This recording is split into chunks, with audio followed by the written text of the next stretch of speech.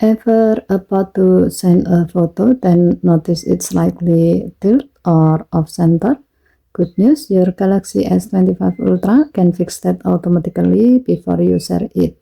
When you tap share on a photo, your phone checks for small issues like tilt, crop, or rotation error. If it detects one, you will see a small suggestion icon that might look different depending on the issue. You can then tap it and your phone instantly makes the fix. No manual editing needed. To see how this feature works, open Gallery app and select a photo you want to share.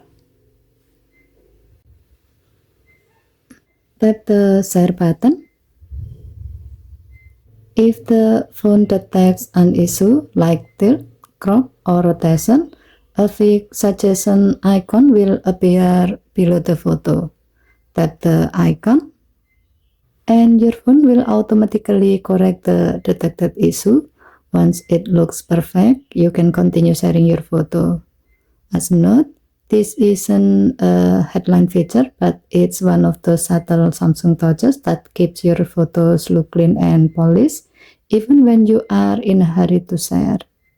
Okay, thank you for watching. Please help to like and subscribe. Have a nice day.